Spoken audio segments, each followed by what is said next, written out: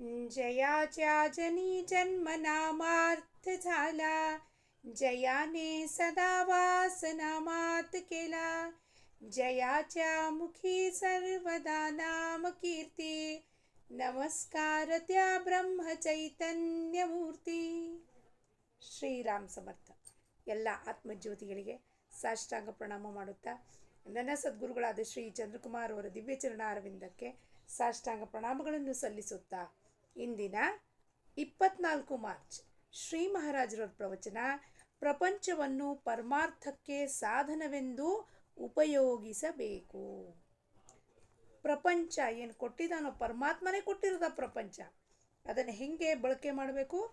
ಸಾಧನೆ ಎಂದು. It is A tool, instrument.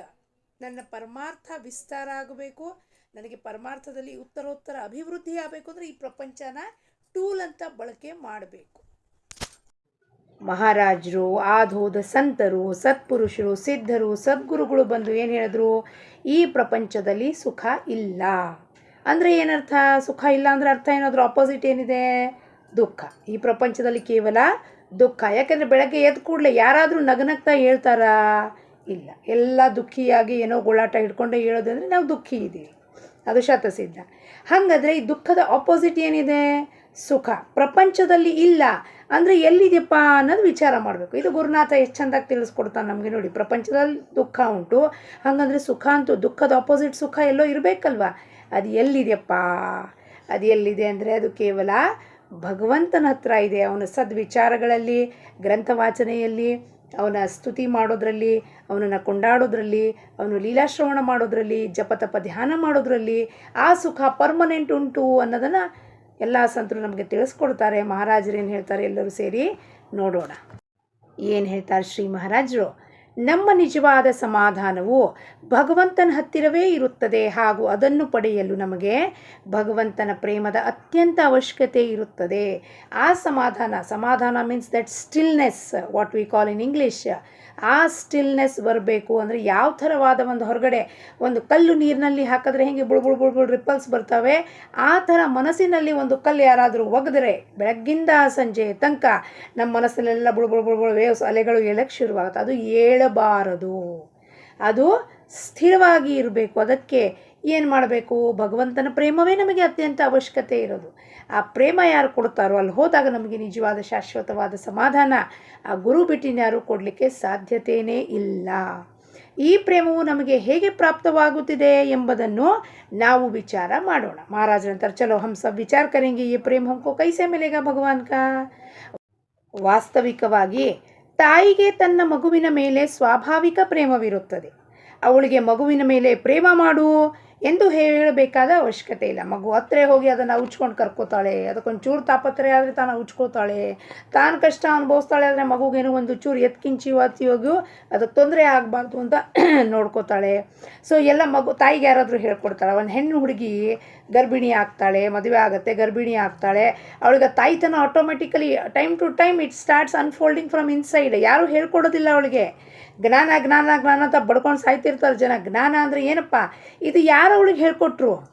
ಇದು ಯಾರು ಹೇಳ್ಕೊಟ್ರು ಅವಳಿಗೆ ಒಳಗಿಂದ? ಅಮ್ಮ, ಈ ಮಗುನ ನೀ ಹಿಂಗೆ ಹಿಡ್ಕೋಬೇಕು, ಈ ಮಗುನ ನೀ ಹಿಂಗೆ ಔಚ್ಕೋಬೇಕು. Who taught her? Nobody. From inside only it came. This is only ಜ್ಞಾನ.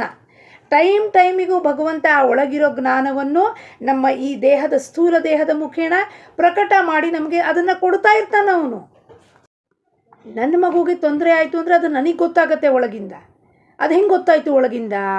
ಒಂಚೂರು ಆ ಕಡೆ ಈ ಕಡೆ ತಿರುಗ್ತು, ನನಗೆ ಅನಿಸುತ್ತೆ ಗೊತ್ತಾಯ್ತು, ಓ ಅದೇನೋ ಇದು ಮಾಡಿದೆ, ಮಲಮೂತ್ರ ವಿಸರ್ಜನೆ ಮಾಡಿದೆ, ಡೈಪರ್ ಚೇಂಜ್ ಮಾಡಿ, ನನಗೆ ಹೆಂಗೆ ಗೊತ್ತಾಯ್ತು? ಅದೊಂಚೂರು ಕಿರ್ಕ್ ಕುರ್ಕಂತ ಕೂಡಲೇ I get up. How I get up? From inside somebody is telling. No, ಆ ಮಾತೃತ್ವ ಹೇಳ್ತಿದೆ ಅಲ್ವಾ ಒಳಗಿಂದ, ಅಮ್ಮ ವಾತ್ಸಲ್ಯ ಹೇಳ್ತಿದೆ ಅಲ್ವಾ, ಹೇಳು ಮಗು ಎದ್ದುಬಿಟ್ಟಿದೆ ಅಂತ. ಛಂಗಂತ ಅವಳಿಗೆ ಎಷ್ಟೇ ನಿದ್ದೆ ಬಂದಿದ್ರು ಛಂಗಂತ ಹೇಳ್ತಾಳೆ. ಎಲ್ಲಿಂದ ಹೇಳ್ತಾಳು ಅವಳು? ಯಾವತ್ತಾದರೂ ವಿಚಾರ ಮಾಡಿದ್ದೀವ ಇದ್ರ ಬಗ್ಗೆ ಕುರಿತಾಗಿ? ಹೆಂಗೆ ನಾನು ಎದ್ದೆ, ಹೆಂಗೆ ನಾ ಮಗು ನಮ್ಮ ಹಿಡ್ಕೊಂಡೆ, ಹೆಂಗೆ ಮಾಡಿದೆ? ಯಾವತ್ತೂ ಈ ವಿಚಾರ ಮಾಡೇ ಇಲ್ಲ ನಾವು. ಭಗವಂತನ ಮೇಲೆ ನಮಗೆ ಈ ರೀತಿಯಾದ ಪ್ರೇಮ ಇರುವುದು ಅವಶ್ಯಕತೆ ಇರುತ್ತದೆ. ಇದು ಅಕಾರಣ ಪ್ರೇಮ. ಯಾರು ಹೇಳ್ಕೊಡ್ಬೇಕಾಗಿಲ್ಲ ಭಗವಂತನ ಮೇಲೆ ಮಾಡ್ರಿ ಸತ್ಸಂಗಕ್ಕೆ ಬರ್ರಿ ನಾವು ಭಗವಂತನ ಪ್ರೇಮ ಮಾಡ್ತೀವಿ ಹೇಳ್ಕೊಡ್ತೀವಿ, ಹೇಳ್ಕೊಡೋ ಅಂಥದ್ದಲ್ಲ. ತಾನಾಗಿಯೇ ಒಳಗಿಂದ ಇದು ಜಾಗೃತ ಆಗಿ ಅವನ ಮೇಲೆ ಪ್ರೇಮ ಮಾಡಬೇಕು ನಾವು. ಮನುಷ್ಯ ಜನ್ಮವು ಭಗವಂತನ ಪ್ರಾಪ್ತಿಗಾಗಿ ಇರುತ್ತದೆ. ಈ ಮನುಷ್ಯ ಜನ್ಮ ಏನು ಕೊಟ್ಟಿದ್ದಾನೋ, ಈ ಸ್ಥೂಲ ದೇಹ, ಈ ನರಜನ್ಮ, ಪಾಪ ಪುಣ್ಯ ಎರಡೂ ಸ್ಕ್ವೇರ್ ಆಫ್ ಆದಾಗ, ಪಾಪ ಸಮಾನ ಆಯಿತು, ಪುಣ್ಯ ಎರಡೂ ಸಮಾನ ಆಗಬೇಕು, ಆವಾಗ ನರಜನ್ಮ ಸಿಗತ್ತೆ. ಆ ನರಜನ್ಮದಲ್ಲಿ ವಾಣಿ ಸೌಕರ್ಯ ಕೊಟ್ಟಿದ್ದಾನ್ರಿ ನಮಗೆ ಅದನ್ನು ಪ್ರಾಣಿಗಳಿಗೆ ಕೊಟ್ಟಿಲ್ಲ. ವಾಣಿ ಸೌಕರ್ಯ ಭೌ ಮ್ಯಾವ್ ಮ್ಯಾವ್ ಅಂತಿರ್ತಾವೆ ಅಷ್ಟೇ. ಅವಕ್ಕೇನು ಅರ್ಥ ಆಗೋದಿಲ್ಲ. ಒಂದು ಭಕ್ಷ್ಯ ತಿನ್ನುವಷ್ಟು ಜ್ಞಾನವನ್ನು ಕೊಟ್ಟಿರ್ತಾನೆ ಪರಮಾತ್ಮ ಅಷ್ಟೇ. ಅದು ಸಸ್ಯಾಹಾರಿನೋ ಮಾಂಸಾಹಾರಿನೋ ಅಂತ ತಿಳುವಳಿಕೆ ನನಗೆ ಕೊಟ್ಟಿದ್ದಾನೆ, ಅಂದರೆ ಮನುಷ್ಯನಿಗೆ. ಅದು ಪ್ರಾಣಿಗೂ ಗೊತ್ತಿಲ್ಲ ಅದೇನು ಸಸ್ಯ ತಿಂತಿದೆಯೋ, ಅದು ಹೋಗಿ ತಿನ್ನತ್ತೆ ಅಷ್ಟೇ ಮಾತ್ರ ಅದಕ್ಕೆ ಗೊತ್ತು, ಇದು ತಿನ್ನಬೇಕು ಅನ್ನೋದು ಗೊತ್ತಷ್ಟೇ. Who is bifurcating that by intellect? Man is bifurcating. This is carnivorous, this is herbivorous. ಇದನ್ನು ಹೇಳ್ತಿರೋದು ಯಾರು? ಮನುಷ್ಯನ ಬುದ್ಧಿಯಿಂದ ಹೇಳ್ತಾ ಇರೋದು. ವಿಜ್ಞಾನದಿಂದ ನಾವು ತಿಳ್ಕೊಂಡ್ವಿ ಅದನ್ನು ನಮಗೆ ಮಾತ್ರ ಕೊಟ್ಟಿದ್ದಾನೆ. ಅದಕ್ಕೆ ಈ ನರಜನ್ಮ ಎಷ್ಟು ದುರ್ಲಭನಪ್ಪ, ಅದನ್ನು ವ್ಯರ್ಥ ಮಾಡ್ತಿದ್ದೀಯಲ್ಲಪ್ಪ ನೀನು. ಆ ಪರಮಾತ್ಮನ ಕೃಪೆ ಏನಪ್ಪ ಅಂದರೆ ಅದು ಸತತವಾಗಿಯೂ ಹರಿತಾ ಇರುತ್ತೆ.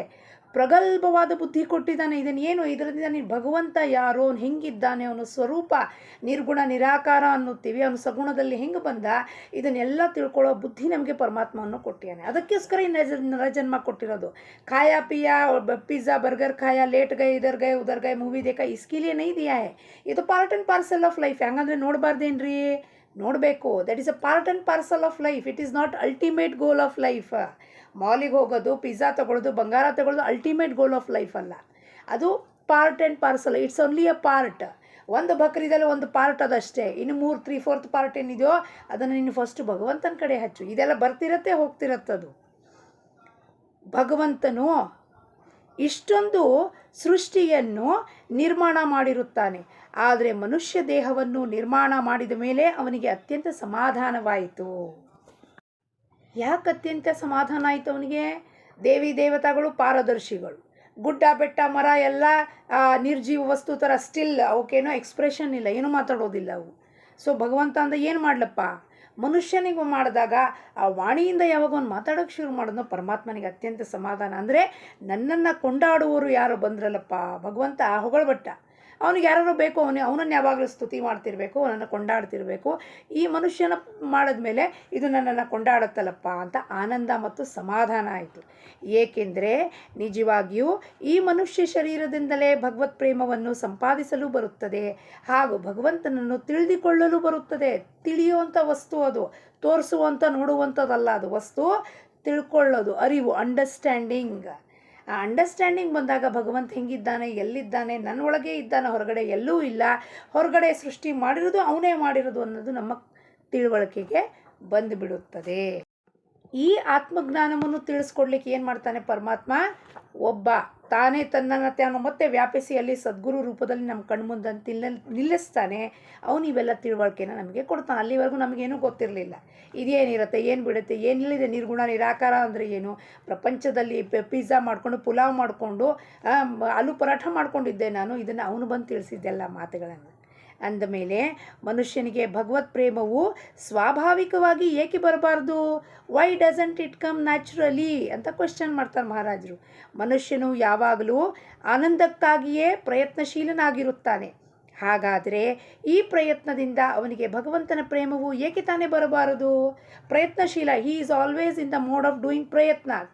Keep on doing, trying. ಹಂಗಂದ್ರೆ ಭಗವಂತನ ಪ್ರಾಪ್ತಿಗೋಸ್ಕರ ಯಾಕೆ ಟ್ರೈ ಮಾಡೋದಿಲ್ಲ ನಾವು?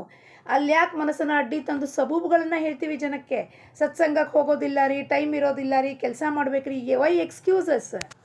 ಈ ದೇಹ ಕೊಟ್ಟೋನವನು, ಈ ಮನಸ್ಸು ಕೊಟ್ಟೋನವನು, ಉಸಿರು ಕೊಟ್ಟೋನವನು, ಸ್ಥೂಲ ದೇಹ ನಿರ್ಮಾಣ ಮಾಡಿ ಅದರಲ್ಲಿ ಚೈತನ್ಯ ಫಿಟ್ ಮಾಡಿದವನವನು, ಎಲ್ಲ ಮಾಡಿದವನಿಗೆ ಸಮಯ ಇಲ್ಲ ಅಂತ ಹೇಳ್ತೀವಲ್ವ. ಎಷ್ಟೊಂದು ವಿಪರ್ಯಾಸ. ನಮಗೆ ನಮ್ಮ ಮೇಲೆ ನಾಚಿಕೆ ಬರಬೇಕು. ಭಗವಂತನ ಸಲುವಾಗಿ ನಮಗೆ ಟೈಮ್ ಕೊಡಲಿಕ್ಕೆ, ಯಾರು ನಮಗೆ ಉಸಿರು ಕೊಟ್ಟು ಬದುಕಿಸಿ ಕಾಪಾಡಿ ನಮ್ಮನ್ನು ಸಂರಕ್ಷಣೆ ಮಾಡಿ ಅನ್ನ ವಸ್ತ್ರ ನಿವಾರವನ್ನು ಕೊಟ್ಟು ನಮಗೆ ಟೈಮ್ ಟು ಟೈಮು, ಅವನ ಸಲುವಾಗಿ ನಮಗೆ ಟೈಮ್ ಇಲ್ಲ ಅಂತೀವಲ್ವಲ್ಲಪ್ಪ, ಪ್ರೇಮ ಇಲ್ವಲ್ಲಪ್ಪ, ಯಾಕೆ ಬರಬಾರ್ದು ಅಂತ ಕೇಳ್ತಾರೆ ಮಹಾರಾಜರು.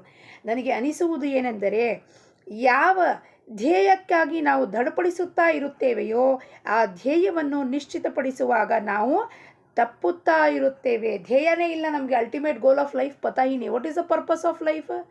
Rise in purpose not just routine.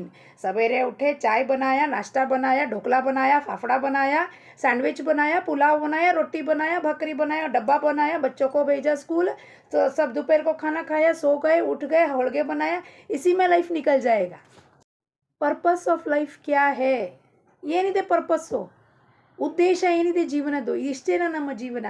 ಇದಂಥದ್ದು ಬದುಕು ಅನ್ನತ್ತಾರ. ಇದನ್ನು ಗುರು ಬಂದು ತಿಳಿಸ್ಕೊಡ್ತಾನೆ. ಇದೇನಮ್ಮ ಇದು? ನೀನೇನು ಇದನ್ನು ಮಾಡ್ಲಿಕ್ಕೆ ಬಂದಿದ್ಯಾ? ಈ ಚಪಾತಿ ಮಾಡಿಕೊಂಡು ಇದನ್ನು ಬೇಯಿಸ್ಕೊಂಡು ನಾನು ಭಾಳ ಚೆಂದಾಗಿ ಸ್ಯಾಂಡ್ವಿಚ್ ಮಾಡ್ತೀನಿ, ಭಾಳ ಚೆಂದ ಪುಲಾವ್ ಮಾಡ್ತೀನಿ, ಚಟ್ನಿ ಭಾಳ ಚೆಂದಾಗಿ ಮಾಡ್ತೀನಿ ರೀ, ಎಷ್ಟು ಚೆನ್ನಾಗಿ ಮಾವಿನಕಾಯಿ ಗೊಜ್ಜು ಮಾಡ್ತೀನಿ, ಇಷ್ಟರಲ್ಲೇ ಕೂತಿರ್ತೀಯ. ಇದನ್ನು ನೀನು ಯಾರಿದ್ದಿ?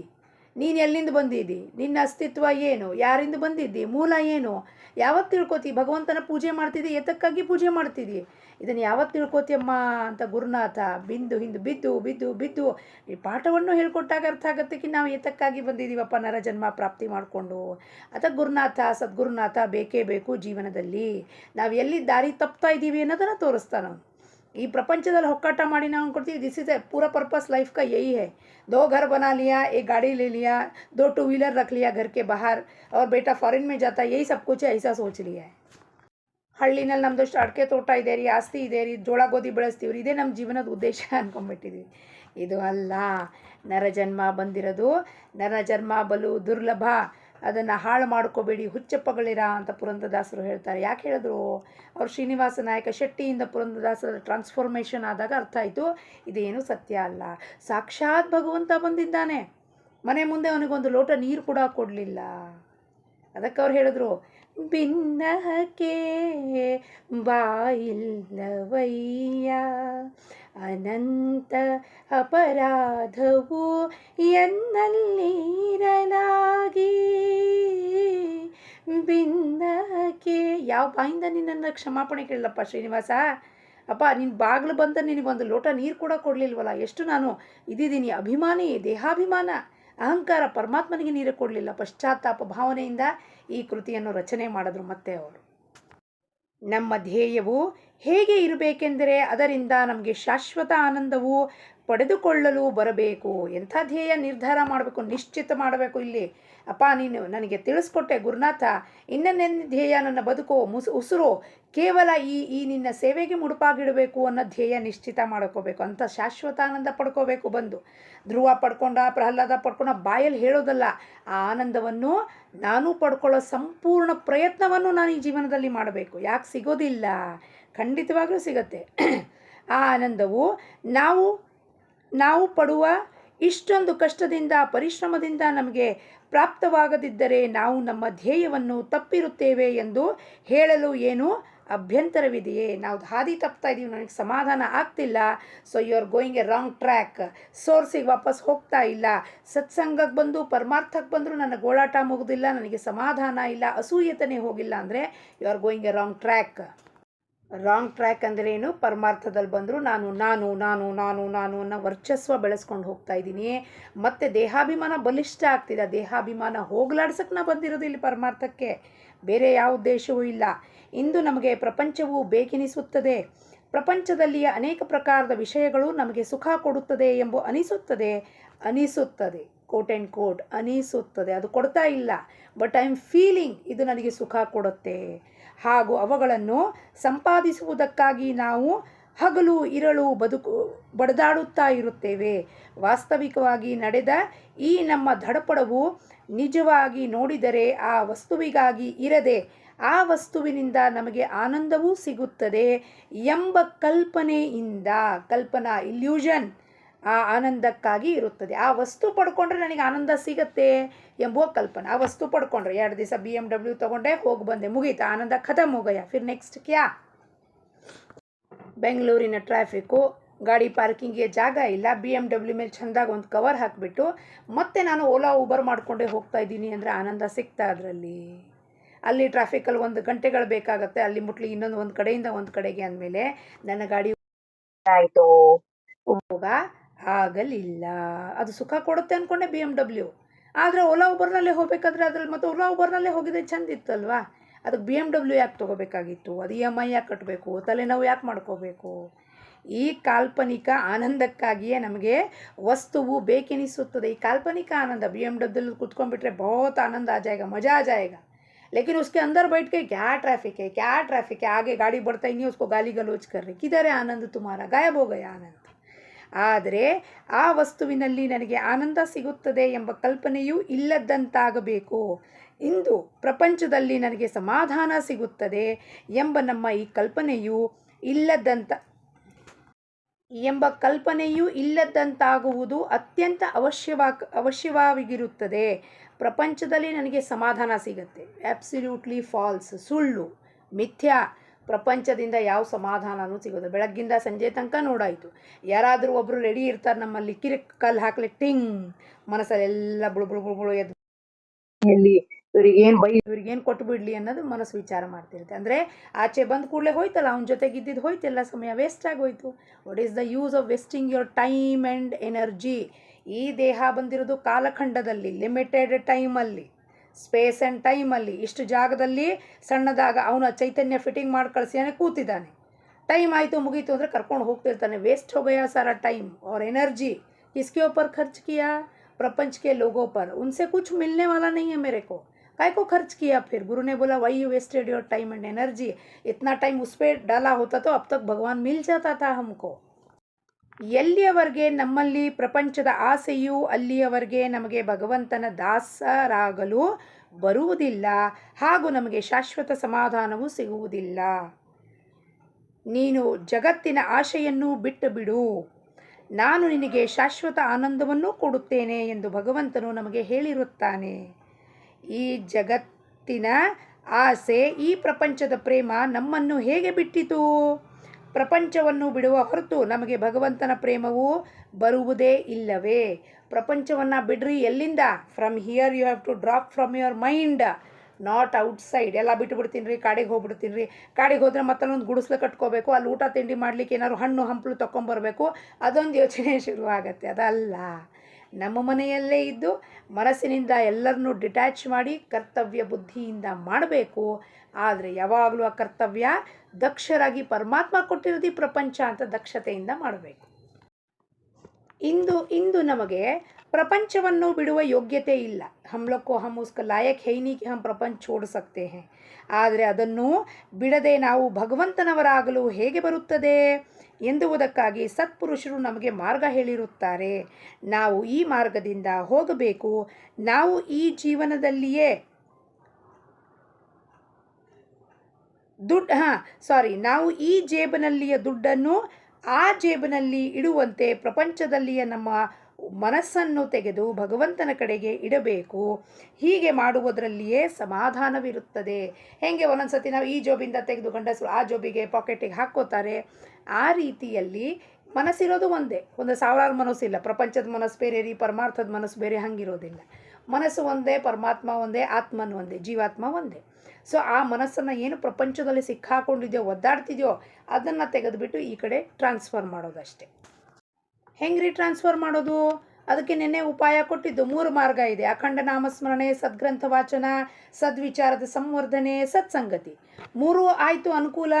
You are the luckiest person in this whole universe.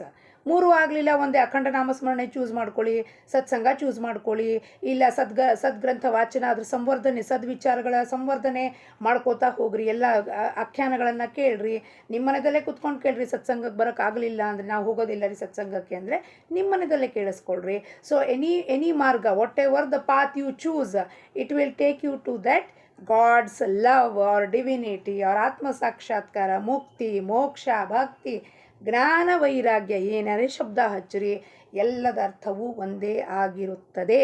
ಅದನ್ನು ಇದೇ ಜನ್ಮದಲ್ಲಿ ನೀವು ಎಲ್ಲರೂ ಸೇರಿ ಆ ಭಗವಂತನ ಪ್ರೇಮವನ್ನು ಪ್ರಾಪ್ತಿ ಮಾಡಿಕೊಳ್ಳೋಣ ಅಂತ ಹೇಳುತ್ತಾ, ಜಾನಕಿ ಜೀವನ ಸ್ಮರಣ. ಜೈ ಜೈ ರಾಮ್. ಲೋಕಾಹ ಸಮಸ್ತಾಹ ಸುಖಿನೋ ಭವಂತು.